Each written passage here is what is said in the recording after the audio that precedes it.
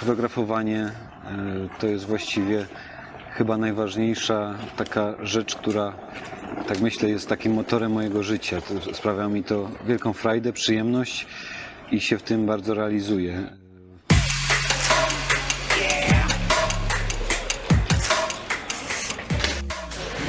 Jedna 30.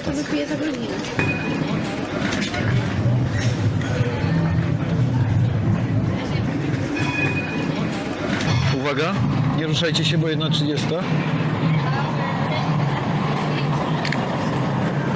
Très bien.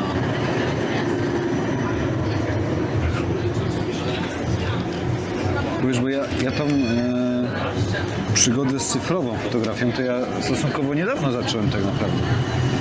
Bo ja cały czas robiłem na tym filmie, na filmie.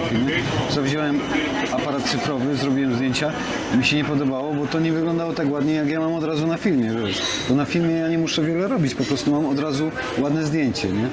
A cyfrowe jeszcze jak w tych rawach robisz, nie? No to musisz coś tam zrobić. A ja mam za małe skills, miałem, no teraz już wiem, jak lubię to obrabiać i tak dalej. Ja na początku mówię, że to w ogóle nie pasuje do tej fotografii analogowej, tej wrażliwości, jak to wygląda ten obraz, wiesz. I dlatego się starałem cały czas fotografować na triksie przede wszystkim, bo to ziarno, to taka chropowatość tego filmu bardzo mnie uderzała. Ja myślę, że to jest też trochę takie bardziej romantyczne medium i przede wszystkim trochę bardziej, nie chcę tutaj obrazić tego medium cyfrowego, ale mi się wydaje, że analogowe jest przede wszystkim bardziej namacalne, bo to jest fizycznie obraz. Klikasz i on jest od razu wypalany światłem na halogenkach srebra. Jest fizyczna rzecz, która ma ten obraz. I oczywiście możesz to później zdigitalizować, możesz to zeskanować, ale możesz równie dobrze to wrzucić pod powiększalnik i zrzucić na obraz papierowy, na odbitkę papierową i masz ten namacalny obraz cały czas. W ogóle mój wujek był takim zapalonym fotografem. Miał wtedy Zenita i aparat Lubitel 166B, który był w tamtych czasach, w latach 80., 90. uważany jeszcze za taki w miarę profesjonalny na nasze polskie warunki. I mój wujek miał powiększalnik Crocus 3, o ile dobrze pamiętam, taki baniak. I kiedyś w łazience robił zawsze tą swoją ciemnię. Ja miałem wtedy 5 albo 6 lat, nie pamiętam dokładnie. I zabrał mnie do tej ciemni, żebym mu pomógł po prostu robić te odbitki. I jak mi dał do ręki papier, żebym go po prostu po naświetlaniu zaczął moczyć w wywoływaczu. Ja go swoimi malutkimi wówczas łapkami moczyłem w tym wywoływaczu i się nagle zaczął ujawniać ten utajony obraz. Zaczął się pojawiać. Sorry. I jak zobaczyłem ten obraz na tym papierze, na światłoczułym, to powiedziałem, wow, to jest magia. No i ja chcę robić zdjęcia, ja chcę fotografować, ja chcę po prostu zapisywać ten moment, tą chwilę i później potrafić to rzucić na papier, żeby to mieć gdzieś w przyszłości, komuś pokazać, zobaczyć, nie wiem, trzymać w ręku. I to mi się strasznie podobało. I od tego czasu zacząłem męczyć mojego tatę, żeby mi dał aparat. Mój tata kupił, mieliśmy Zenita TTL. Zenit TTL, tak. I to był aparat kupiony, z tego co pamiętam, w Peweksie za połowę miesięcznej wypłaty mojego taty. Także to był bardzo taki szanowany ten aparat. Tata go zawsze trzymał w górnej półce, tak żebym ja, moja siostra nie mogli go dotknąć w ogóle i go zepsuć teoretycznie, ale jak przychodził jakiś czas, nie wiem, wakacji, jakiś czas, że na weekend gdzieś jechaliśmy, czy na rowery, czy cokolwiek, mój tata go brał. Jeszcze tam była lampa fotograficzna, taka Xela i mi go objaśniał, na czym polega ta zasada przysłony do czasu migawki, jak naświetlać, jak czytać światłomierz, jak to wszystko ustawiać. I cały czas mi mówił, że ten aparat kiedyś będzie należał do mnie. Że ten aparat jest tam schowany, on był bardzo szanowany, że on kiedyś jak dorosnę będzie należał do mnie. Tylko że jak dorosłem, to ten aparat okazało się, że jest wart 50 zł albo mniej. No, ale mam go do dzisiaj w każdym razie i do dzisiaj działa. Chociaż się psuł. W międzyczasie zrywał filmy, rysował filmy, ale był naprawiany i nadal można nim fotografować. No tylko, że dzisiaj mam lepsze aparaty, a ten po prostu trzymam jako pamiątkę. Poszukiwałem idealnego aparatu analogowego i się okazało, że tak naprawdę taki nie istnieje, ale moim takim ulubionym aparatem okazała się Leica, do reportażu oczywiście, bo Leica nie jest, jak niektórzy mylnie myślą, najlepszym aparatem w ogóle. Jest po prostu dobrym aparatem do reportażu, jeśli się go pozna, bo też nie jest łatwe. Ma zalety przede wszystkim takie, że jest ultra szybka. Jest ultra szybka i jest cicha, ponieważ mówię o Leice M, M3, M2, M6. Przede wszystkim nie ma lustra, nie kłapie lustra, jest tylko płócienna migawka. To jest ważne, że jest płócienna, a nie tytanowa, bo jest cichsza od tytanowej. Nie ma super krótkich czasów otwarcia migawki, tak jak na przykład Canon czy Nikon FM2 1.4000, ale to jest niepotrzebne, dlatego że fotografię uliczną czy tam reportaż robi się zazwyczaj na przymkniętych przysłonach, nie zawsze, ale zazwyczaj się robi na przymkniętych przysłonach, po to, żeby więcej planu było ostrego. Dlatego ja praktycznie 99-98% moich zdjęć zrobiłem na czasie migawki 1/250 sekundy, bo to jest najniższy czas migawki, w którym jestem pewny, że zamrożę ten ruch. Na 1/125 jeszcze czasami się zdarza to poruszenie tego aparatu, zwłaszcza przy szybkim podniesieniu, pstryknięciu i odłożeniu tego aparatu, podczas gdy idę, mijam kogoś, widzę kogoś interesującego i chcę mu zrobić zdjęcie, to wiem, że 1/250 jest zawsze dobra. Nawet jak jestem w ruchu, idę, pstrykam, później wywołuję ten film, oglądam to zdjęcie, jest dobre, jest ostry, jest zamrożony. Chyba że oczywiście się chce robić zdjęcia rozmyte, gdzie jest ruch po prostu rozmyty w stylu Ernsta Hasa, no to można oczywiście eksperymentować na niższych czasach migawki, ale ta reguła zamrożenia tego ruchu 1/250, f8, f16, w zależności od światła, zawsze się sprawdza dla mnie perfekt. Dzisiaj mam mój ulubiony aparat, to jest Leica M3. Nie jest to moja najstarsza Leica, mam kilka tych aparatów, ale jest chyba najsolidniej wykonana i jest po prostu dla mnie niezawodnym aparatem. Największym przełomem w mojej fotografii było to, gdy wybrałem się na wystawę zdjęć Andreasa Feiningera do galerii w Krakowie. I tam była wystawa retrospektywna zdjęć Andreasa Feiningera z lat 40. w Nowym Jorku, gdzie on fotografował jeszcze tą starą Leiką 3F bodajże, czyli tą pierwszym tym aparatem, który wyciągnął fotografię na zewnątrz studia i na zewnątrz, poza ten statyw, który się stał pierwszym aparatem mobilnym. On zaczął używać tego aparatu, chodzić po Harlemie, chodzić po Bronxie, chodzić po Manhattanie i dokumentować życie nowojorczyków w latach 40., później w 50. też. I jak zobaczyłem te zdjęcia, takie właśnie, on robił te zdjęcia w takim stylu, że oni go nie widzieli, także byli bardzo naturalni, to było bardzo naturalistyczne te fotografie, szczególnie zdjęcia czarnoskórej części tego Nowego Jorku, tego Harlemu.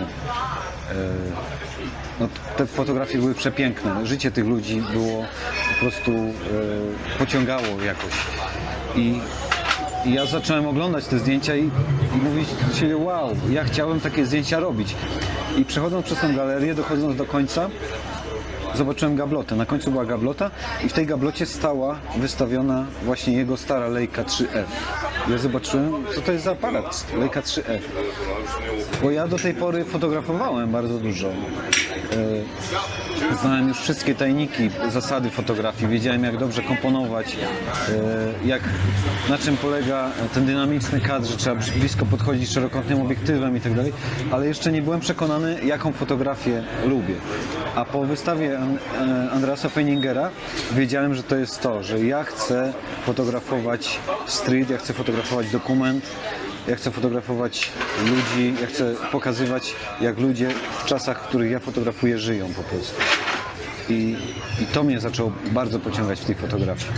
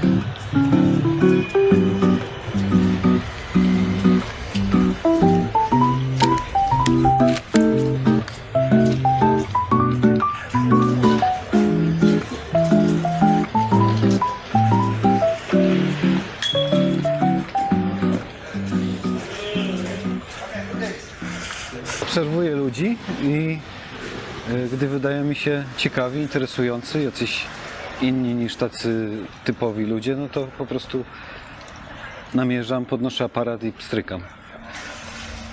Nie mam planu, mam tylko taki plan, że biorę zawsze aparat. Staram się zawsze, jak wychodzę z domu, brać ze sobą aparat, bo nigdy nie wiadomo, kiedy nadarzy się okazja, żeby zrobić zdjęcie. Zawsze naciągnięta migawka, zawsze aparat uwieszony na szyi i zazwyczaj, jak tylko mogę, szerokokątny obiektyw. Czasami, gdy nudzi mi się już fotografowanie szerokokątnym, używam 50 mm, ale zazwyczaj to jest szerokokątny. Dzisiaj mam Super Angulon 21 mm, to jest mój ulubiony obiektyw ever. Uwielbiam podchodzić nim bardzo blisko, na metr, na 1,5 metra do ludzi i fotografować ich w taki bardziej dynamiczny sposób przez to.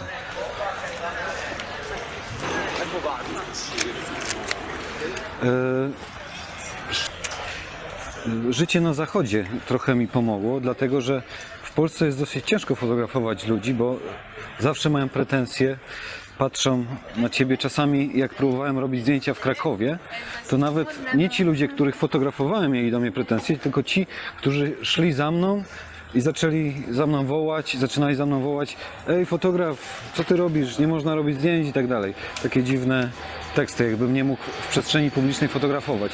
W każdym razie tutaj na zachodzie ludzie są, zwłaszcza w Holandii, a zwłaszcza w Amsterdamie, ludzie są bardzo pozytywnie nastawieni. Zazwyczaj staram się uśmiechać do ludzi, oni odwzajemniają to uśmiechem. Zazwyczaj gdy się dziwią, że im robię zdjęcia i widzę to, że są zdziwieni, to im zawsze mówię, że mają fajną czapkę, albo pięknie wyglądają, albo świetna koszula i oni się cieszą z tego po prostu. Najtrudniejszą sytuację, jaką miałem, to chyba była w Krakowie. Jak zrobiłem, i to nawet nie było jakieś streetowe super zdjęcie reporterskie, po prostu stwierdziłem, że nigdy nie sfotografowałem rynku w Krakowie. Było mnóstwo ludzi na tym rynku, przyłożyłem aparat do oka, kliknąłem szerokokątnym obiektywem, sukiennice, wszystko, po prostu cały rynek był w kadrze i z daleka usłyszałem głos wołający, dlaczego robię mu zdjęcie, i nawet nie wiedziałem komu, i musiałem stamtąd się szybko ulotnić, no bo ktoś zaczął biec w moim kierunku. Jakieś pretensje ludzie mieli, że uwieczniłem ich na fotografii. Dziwna sprawa w ogóle. I to chyba było najbardziej takie, może nie wiem, no może nie niebezpieczne, ale niezbyt miłe doświadczenie.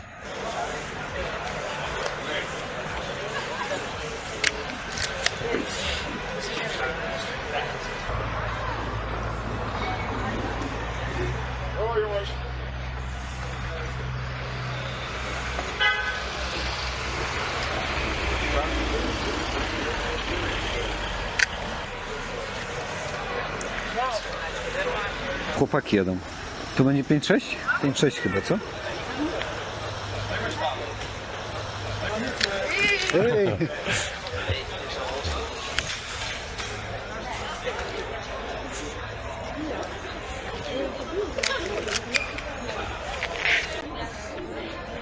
Thank you, beautiful day.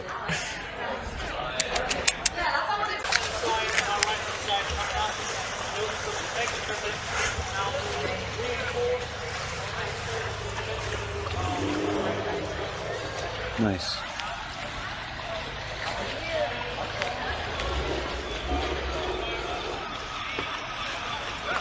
Analog. Czarno-biały. Aczkolwiek ostatnie kilka miesięcy zaczęła się mocna fascynacja cyfrą, ale ostatnie 20 lat Trix czarno-białe. Ciężko powiedzieć, bez różnicy. Akurat teraz mam kilka Nikonów, ale Canon jest równie dobrym aparatem, to nie ma znaczenia. Moje zdjęcia można zobaczyć na Instagramie, można zobaczyć na moim profilu na Facebooku. Mam również profil fotograficzny na Facebooku. Zapraszam.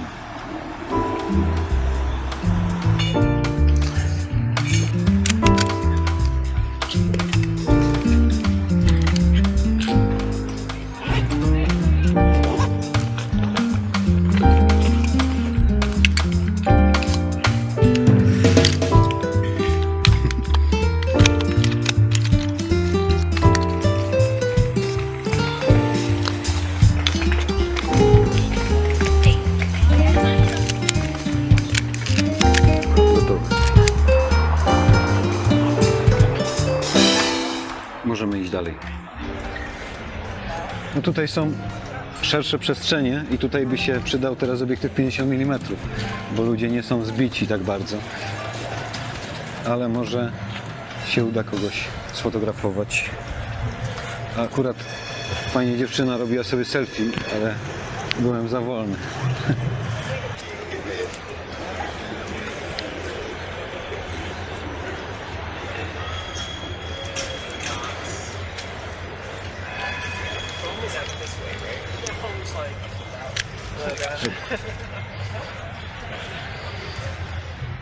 Sam wywołuję swoje zdjęcia. Zazwyczaj staram się je wywoływać w tym samym dniu wieczorem, gdy wracam z takiego spaceru. Wywołuję, suszę i na następny dzień staram się je zeskanować po prostu i zarchiwizować. Czasami się to nie udaje, czasami te zdjęcia czekają dłużej, ale raczej ten proces cały przebiega dosyć szybko, stosunkowo szybko. Niektóre zdjęcia muszą swoje odleżeć. Na przykład mam takie zdjęcia właśnie, które przywiozłem z Nowego Jorku. Jest kilka rolek tego filmu i kilka rolek średnioformatowych, które fotografowałem tam Mamiją 7, których jeszcze nie ruszam, bo staram się, żeby to wszystko dojrzało, żebym mógł z większym dystansem ocenić te fotografie później i zdecydować, które ewentualnie byłyby dobre do pokazania, a które są słabe, bo tak na szybko czasami można źle ocenić. Można pokazać takie fotografie, które później okazują się mniej ciekawe niż myśleliśmy. Rocznie mniej więcej robię około 140 rolek filmu. Czasami wychodzi troszeczkę mniej, czasami 160, to zależy od roku.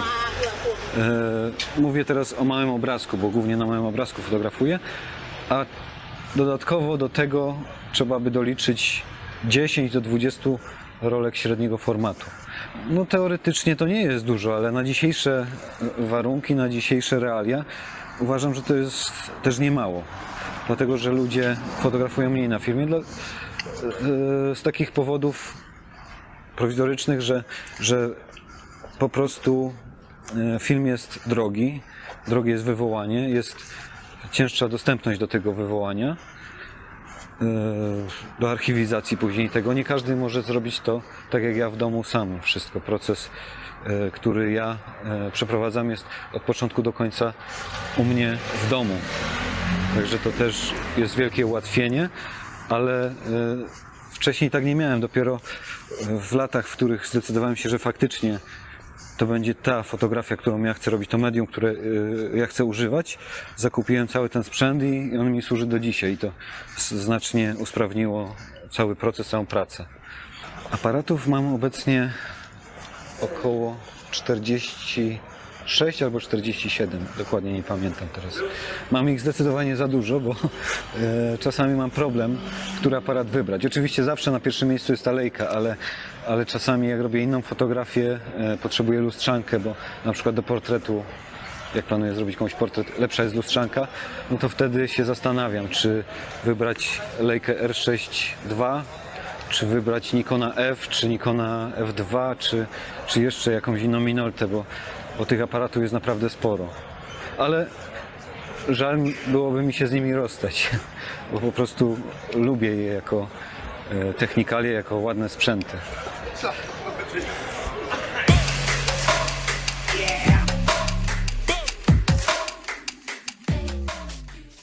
No w Nowym Jorku było szalenie ciekawie. Niesamowite miejsce do fotografowania.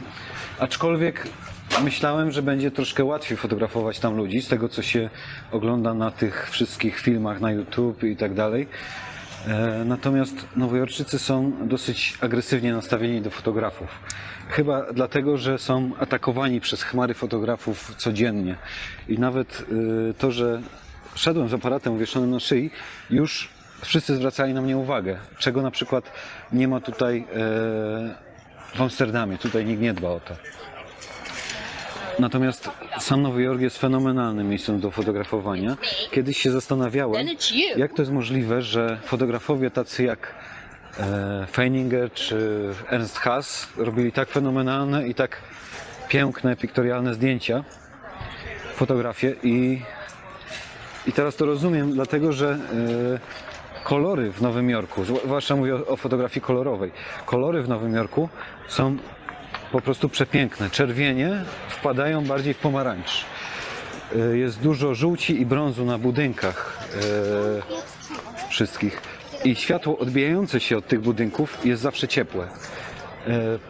Ponadto Nowy Jork leży na wysokości geograficznej mniej więcej jak Włochy. I tam jest zawsze dobre światło. Przynajmniej wtedy jak byłem tam, czyli w maju. I te wyspy światła, które są tworzone na ulicach, które światło wypada pomiędzy tymi drapaczami chmur i są wyspy cieni, wyspy świateł i ta gra tych świateł i cieni jest po prostu fenomenalna i można tam bardzo kreatywnie pracować aparatem. To jest coś niezwykłego. Polecam odwiedzić Nowy Jork każdemu, kto chciałby robić fotografię uliczną, kto chciałby dokumentować ludzi na ulicach, kto po prostu kocha fotografię, bo to jest świetne miejsce.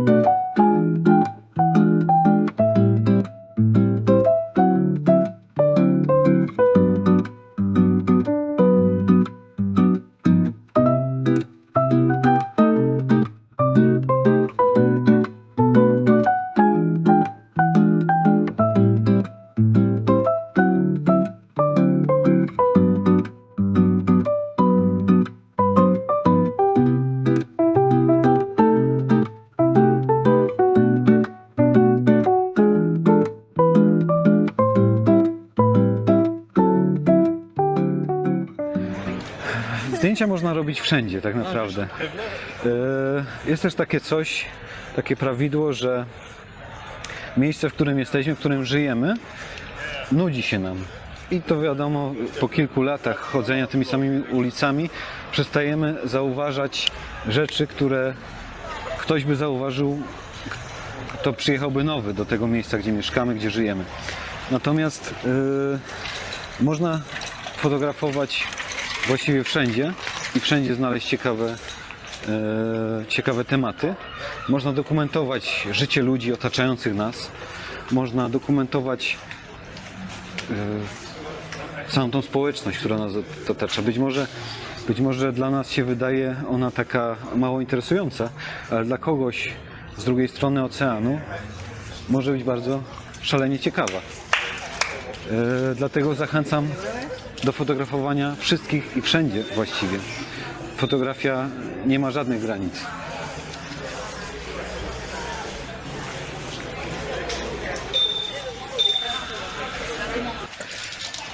Przede wszystkim brać aparat i wychodzić z nim na miasto i obserwować, co się dzieje dookoła, obserwować ludzi, wyszukiwać ciekawych sytuacji i po prostu nauczyć się je szybko fotografować. Trzeba przede wszystkim nauczyć się używać bardzo szybko swój aparat. Rada, którą mogę dać niezależnie już nawet czy się używa aparatu z dalmierzem czy lustrzanki, nauczyć się oceniać fotografowaną scenę na odległość w głowie już i później ustawiać tą odległość na swoim obiektywie, czy to są 2 metry, 3 metry czy 5 metrów. Przymknięcie przysłony obiektywu pomaga zwiększyć zakres ostrości fotografowanej sceny, dlatego proponuję używać przysłon f8, f11, f16, bo to znacznie łatwiej i szerszych obiektywów. Podchodzić blisko przede wszystkim. Obiektywy 35 mm, 28, 24, 20 mm, 21 mm, tak jak ja teraz używam. I podchodzić jak najbliżej ludzi. Jeśli wydaje się komuś, że już jest wystarczająco blisko, to jeszcze zrobić krok albo 2 do przodu i wtedy nacisnąć spod migawki, bo wtedy zdjęcie będzie lepsze. Fotografia nie jest bardzo trudna, nie jest tak trudna jak malarstwo. Oczywiście trzeba trochę czasu poświęcić na to, ale myślę, że to medium fotograficzne jest w miarę łatwe, aby każdy, kto ma taką potrzebę, mógł je opanować. Moim wzorem i inspiracją do naśladowania to są przede wszystkim starzy mistrzowie fotografii. Przede wszystkim Henri Cartier-Bresson, uważany za ojca reportażu. Przede wszystkim Andreas Feininger. Również fotografowie tacy bardziej dokumentalni, jak nie wiem, Robert Frank, Ernst Haas, Gary Winograd. Nie wiem, wszyscy, tak samo polscy fotografowie, tak jak stara fotografia, ta reporterska Tadeusza Rolke na przykład. Wiem, jest niezliczona liczba fotografów tej starej szkoły, którą po prostu uwielbiam oglądać i właściwie oglądając te zdjęcia staram się uczyć i na początku w ogóle starałem się spróbować robić tak jak oni, czyli tak jakby można powiedzieć kopiować. Oczywiście nie da się tego samego skopiować, ale w tym stylu zrobić zdjęcie, żeby potrafić technicznie zrobić tak zdjęcie jak oni robili. No i to jest taki, myślę, początek, to był taki początek mojej fotografii, a później już, gdy nauczyłem się robić i już wiedziałem jak chcę robić, no to robię po swojemu po prostu. Ciężko jest mi określić mój styl. Przede wszystkim w moim stylu, tak myślę, ważna jest technikalia tej fotografii, czyli dla mnie są ważne linie, ważna jest forma, ważne jest, aby to wszystko było ułożone poprawnie. Może dlatego, że mam taki trochę bardziej ścisły umysł, Aczkolwiek czasami mi to przeszkadza, bo chciałbym potrafić zrobić fotografię, która nie jest tak idealna technicznie, a która jest świetna, bo są tacy fotografowie, co takie zdjęcia robią, ale to jest taka pewna dla mnie, jeszcze można powiedzieć, bariera, z którą staram się walczyć i którą staram się cały czas pokonać, staram się czegoś nowego nauczyć. Dobre zdjęcie uliczne musi przedstawiać jakąś scenę, która będzie ciekawa dla odbiorcy i która będzie, nieważne kiedy oglądana, będzie przyciągała ten wzrok. Czyli nieważne, czy ja pooglądam tą fotografię dzisiaj, jutro, czy za 30 lat, ona musi być ciekawa. Tak jak zdjęcia Henri Cartier-Bressona na przykład, które fascynują do dzisiaj. Niezależnie od tego, czy ludzi starych, czy młodych adeptów fotografii, są po prostu fascynujące.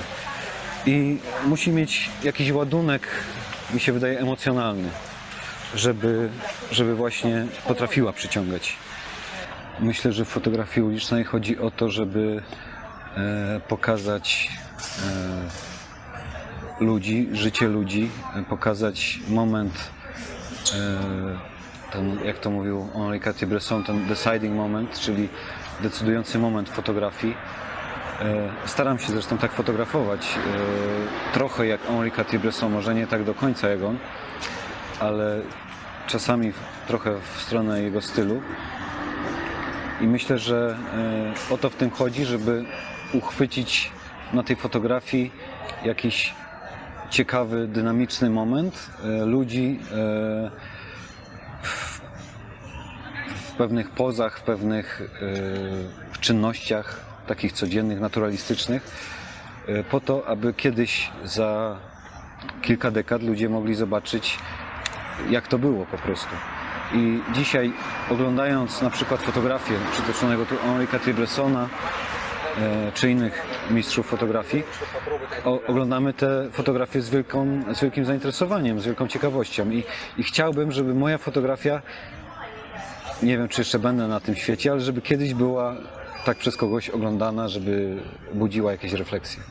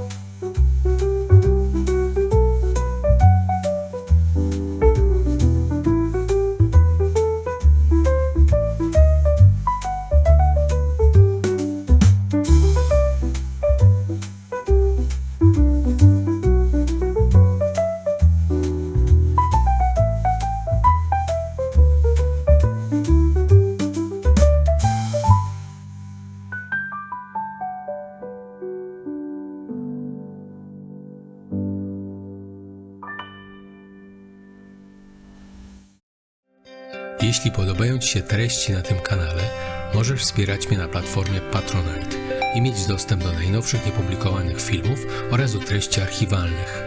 Jeśli doceniasz moją pracę, możesz kupić mi kawę. Informacje znajdziesz w opisie. Dziękuję za każde wsparcie.